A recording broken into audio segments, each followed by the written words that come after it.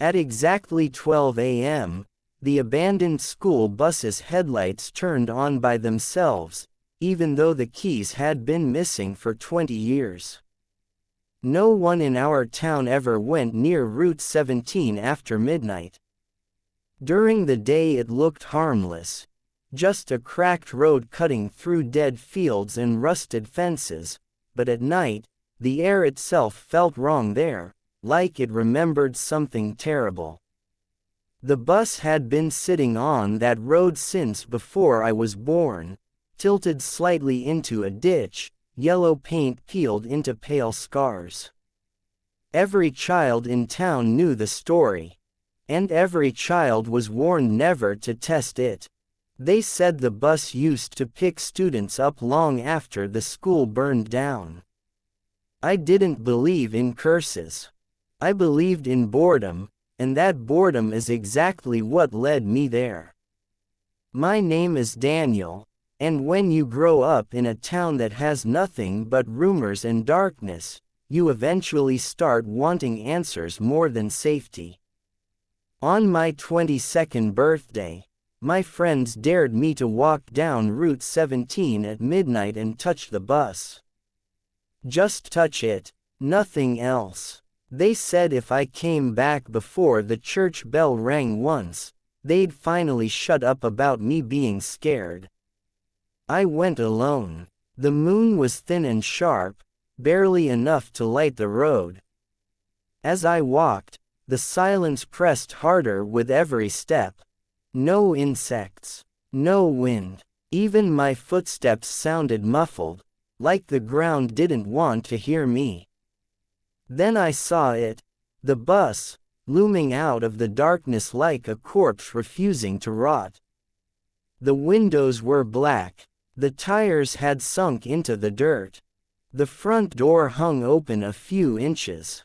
I told myself the stories were made up. Fires happen, accidents happen, ghosts don't. Then the headlights snapped on. I froze. White beams flooded the road, blinding me. My heart slammed so hard I tasted metal. There was no engine sound. No vibration. Just light. The bus door creaked wider. From inside came the sound of children laughing. It wasn't joyful laughter. It was wrong, looped, distant, like a recording played through broken speakers. My body screamed at me to run, but curiosity chained my feet to the ground. "Hello," I called, hating how small my voice sounded. The laughter stopped instantly. A child's voice answered, calm and clear.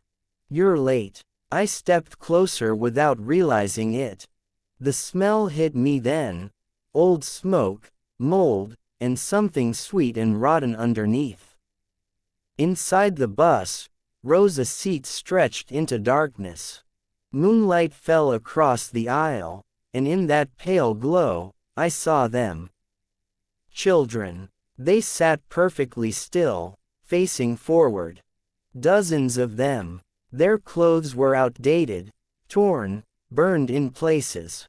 Their skin was gray, stretched tight over their faces like paper pulled too far. Their eyes were open, but empty, reflecting nothing. At the front seat sat a woman in a driver's uniform, her hands locked on the steering wheel. Her head was turned completely backward, smiling at me.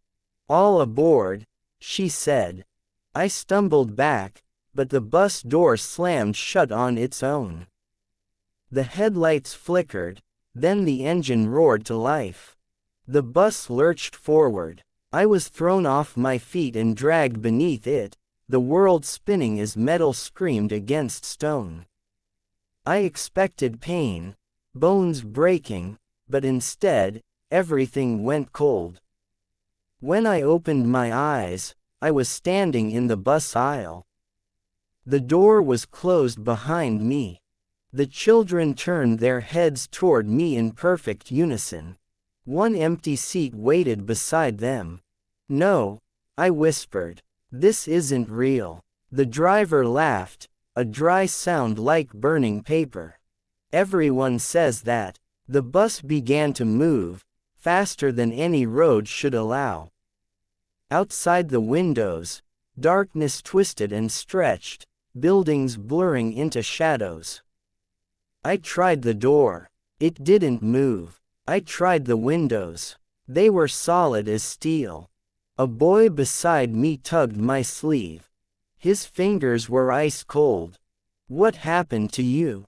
I asked him, my voice shaking. He stared straight ahead. "We missed our stop." The bus screeched suddenly and stopped. Outside, flames lit the night. I recognized the place immediately. It was the old elementary school, whole again, just as it had been before the fire.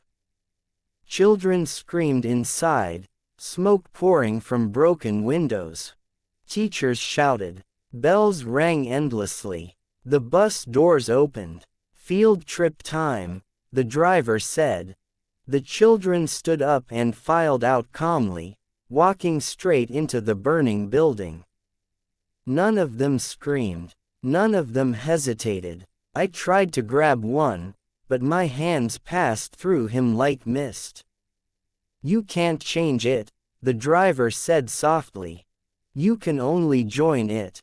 The doors slammed shut again, and the bus sped away. Scene after scene played outside the windows: accidents, drownings, collapses, disappearances. Each time, the bus stopped. Each time, more children boarded, silent and broken. Their number grew. The empty seat beside me remained.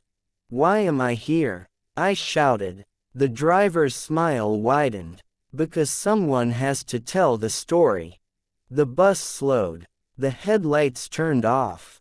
Darkness swallowed everything. I woke up screaming on Route 17, lying in the dirt beside the abandoned bus. The sun was rising. The bus was dead and silent again, windows empty, door hanging open. I ran all the way home. I never told my friends what happened. I never went near Route 17 again. Life moved on. Years passed. I convinced myself it was a nightmare brought on by fear and imagination. Until last night, I was driving home late when my headlights caught something ahead on the road. A yellow bus. New paint. Clean windows. Engine running. Children laughed inside. The door opened, and my reflection stared back at me from the driver's seat, smiling, hands gripping the wheel, head turned completely backward. "All aboard," I said. And at exactly midnight, the bus began its route again.